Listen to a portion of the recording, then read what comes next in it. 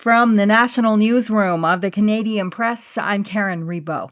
An international affairs expert says there is no point in Canada committing to a U.S. trade deal until it knows what other countries are getting.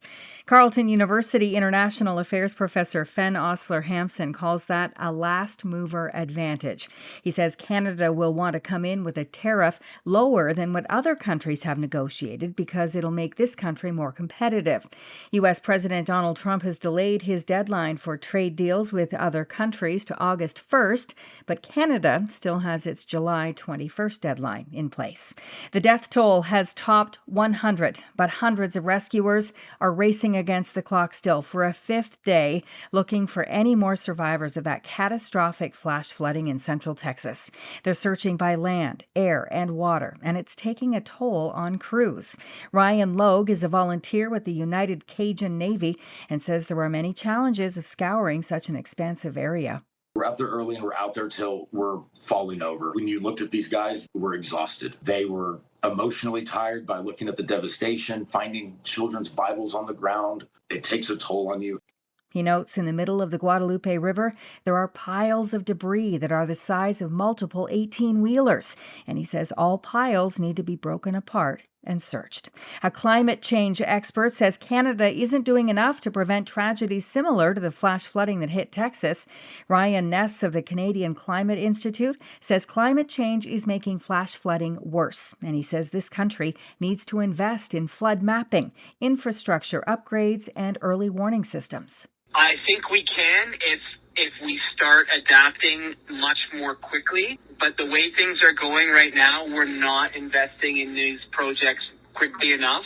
It was only a year ago this month in Toronto where torrential rain overwhelmed drainage and caused nearly $1 billion in insured damage.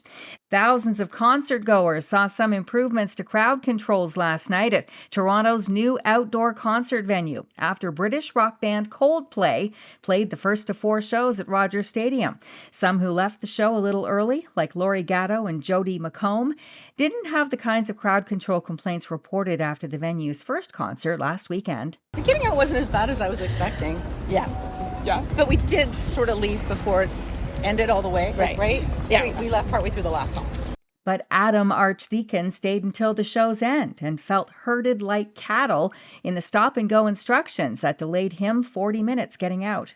You don't understand how they thought they'd put 50,000 people in a stadium and give 2 ways out.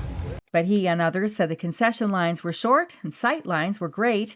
Coldplay frontman Chris Martin called it a weird stadium in the middle of nowhere, but he thanked fans for braving the transit and lineups to be there. This is the Canadian Press. In sports, Joey Loperfido homered and drove in 3 runs, and the Toronto Blue Jays beat the Chicago White Sox 8-4. For their 9th straight win. Addison Barger and Nathan Lucas also connected as AL East leading Toronto improved to 27-10 in its last 37 games. The Cleveland Guardians beat the Houston Astros 7-5 to snap a 10-game skid. And Manny Machado of the San Diego Padres got his 2,000th career hit Monday night against the Arizona Diamondbacks.